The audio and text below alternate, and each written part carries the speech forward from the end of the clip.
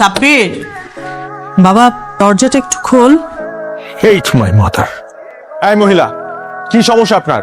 সাব্বির, দাদি তুমি চুপ করো। উনি তোর মা, এভাবে কথা বলতে হয় না মায়ের সাথে। এই মহিলা সেই মা যে তার ছেলেকে ছোটবেলায় ফেলে নিজের সুখের খোঁজে চলে গেছে। আপনি না 2 দিন পর পর এই বাড়িতে এসে ড্রামা সিরিয়াল মতো কান্নাকাটি করবেন না প্লিজ।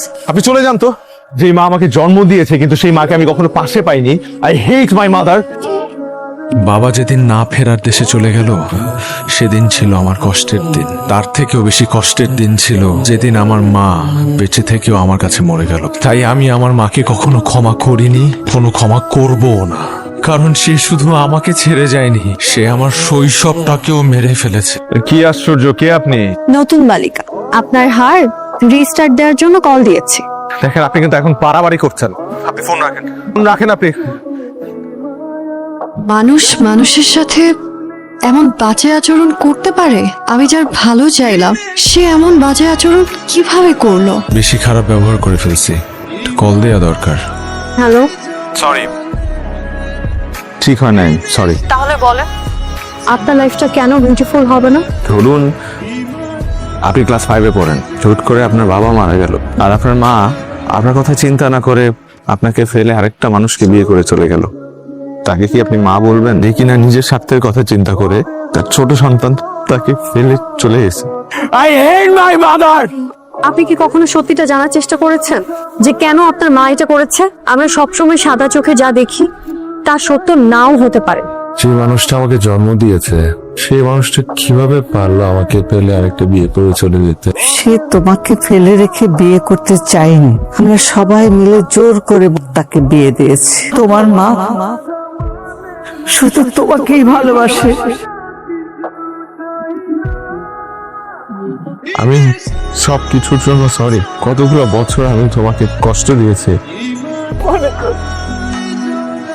মায়ের কাছে সন্তানের কোনো অপরাধ নেই।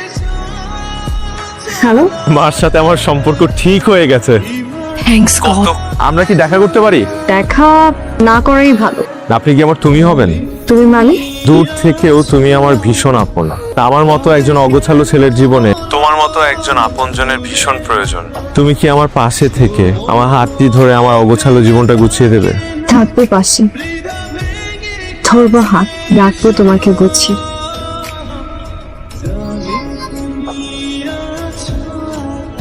তোর মনের দেয়ালে কি খবর? বল না তোর প্রেমের আপডেট বল। প্রেম কেমন চলছে? যার জন্য আমার খুব মায়া হচ্ছে।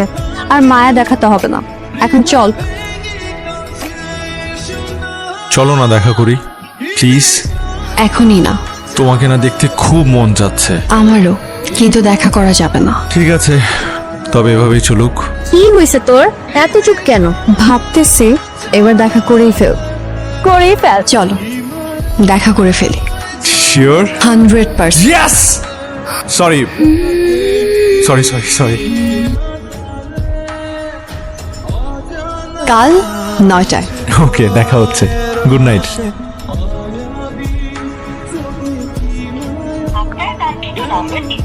ও এলো না, কিন্তু কেন এলো না জানাতে পারতো। Continuously phone off. আমি কি কোনো ভুল মানুষের ধোকায় পড়ব? আজ আমার লাইফের সবচাইতে স্পেশাল ডে, কারণ আজ সুকন্যার সাথে দেখা হবে।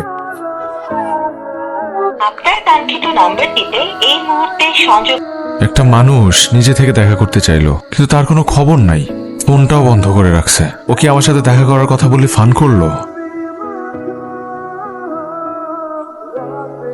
দাদু ভাই কেমন? নতুন বালিকা ও আসে নাই দাদি, আসেনি কেন?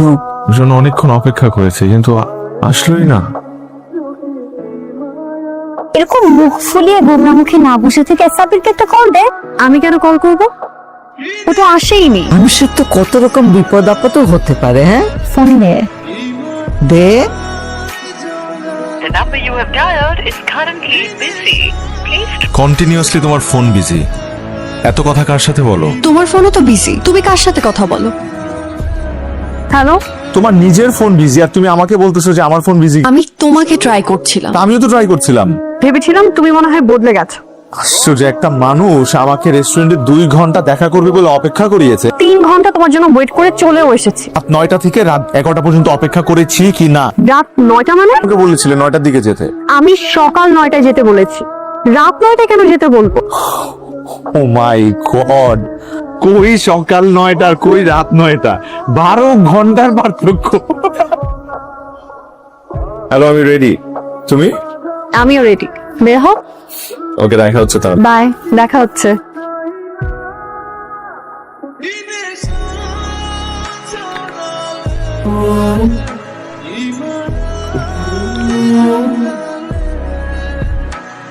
আপনার কাঙ্ক্ষিত নম্বরটিতে এই মুহূর্তে সংযোগ দেওয়া প্রথমবার না হয় এটা মিস্টেক ছিল, এবারও কি মিস্টেক? একটা ভুল মানুষকে ভালোবেসেছি।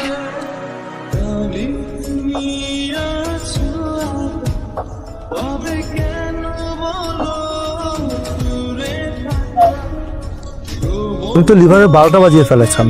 ড্রাঙ্কার্ড অ্যান্ড চেন স্মোকার।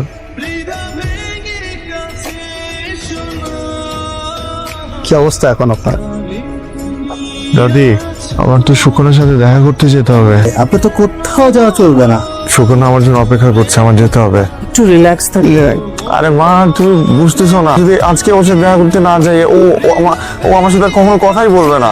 তুমি শান্ত হও। আমি সুকন্যাকে ম্যানেজ করব।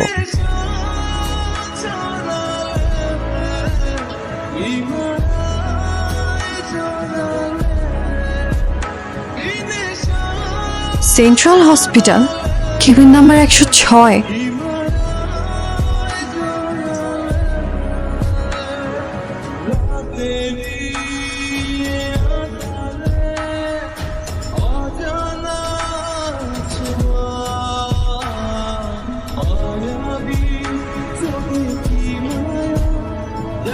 আমি সুকন্যা। আমি সাব্বির।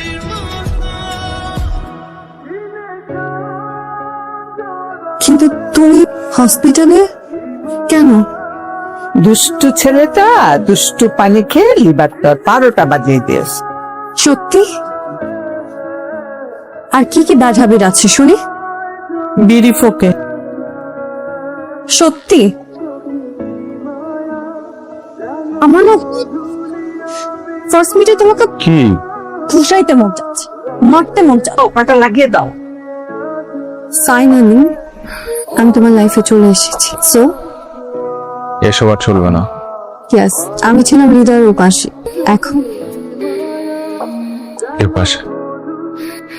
সো এখন থেকে তুমি যা বলবে আমি তাই করব। কেন শুনবো? কারণ ভালো ছেলেরা প্রেমিকাদের কথা মেনে চলে।